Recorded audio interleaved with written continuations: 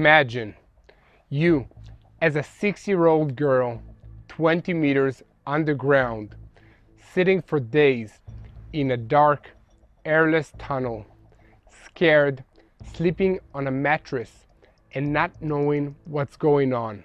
All this after you were kidnapped from your home on a Saturday morning by a bunch of heartless, fanatic terrorists who shot and murdered your dad in front of your eyes. Can you even imagine such horror? This is what the girl Emilia Aloni went through. She was kidnapped and released. This is the 107th day in the Hamas-Israel war, and I'm Yair Pinto reporting to you from Israel. I want to take you to the captivity tunnel of Emilia and dozens of other Israelis that were taken hostages from Israel into the Gaza Strip.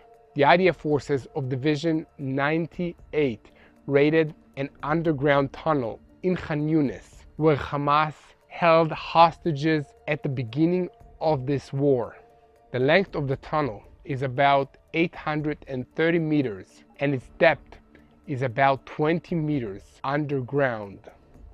20 meters is an 8-story building.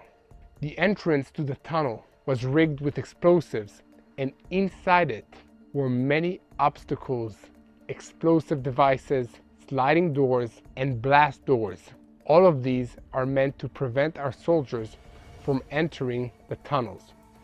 During the forces' advance in the tunnel, the fighters encountered a number of Hamas terrorists. The warriors fought against them and eliminated them. Unfortunately, when the forces arrived at the tunnel, there were no hostages inside. Hamas has moved them to another location shortly before. After scanning the tunnel, a central space was discovered in which Israeli hostages were kept inside 5 small prison cells, and in addition, the forces located findings indicating that the hostages were indeed kept in the tunnels, including intelligence materials and Hamas weapons. According to testimonies, there were about 20 abductees in the tunnel at different times. Some were released and some are still being held somewhere inside the Gaza Strip. The tunnel is located in the heart of a civilian area in Khan Yunis, and the entrance to it is from the house of a Hamas terrorist. According to intelligence information, millions of shekels, which is the equivalent of hundreds of thousands of dollars, were invested in the construction of this tunnel. This tunnel is part of a branching underground network dug by the terrorist organization Hamas underneath Khan Yunis in the southern part of Gaza. At the end of the investigation, the tunnel was destroyed by the IDF. In the past 24 hours, Val Abu Panona, the deputy head of the information system of the Palestinian Islamic Jihad organization, he was eliminated by an Air Force attack directed by the Israeli intelligence branch and the Shin Bet security service. As part of his job, Abu Panuna was responsible for releasing terrorist videos that show missiles being fired toward Israeli communities and for the creation and distribution of hostage documentaries as part of the psychological warfare of the Palestinian terrorist organization in Gaza against the residents of Israel. As part of the IDF's operation in Gaza, after eliminating the terrorists and the tunnel, the forces were attacked by RPG missiles.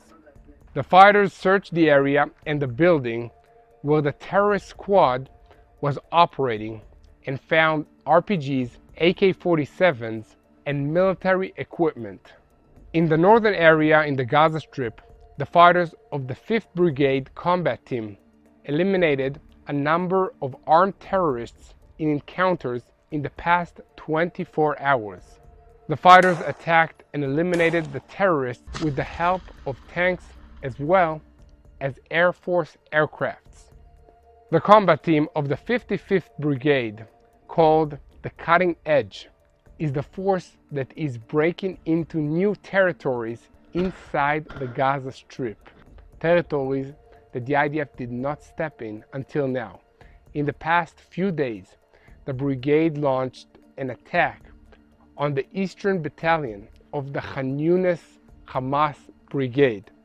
As part of the attack, the forces encountered terrorist squads, engaged in a battle with them, and eliminated the threat.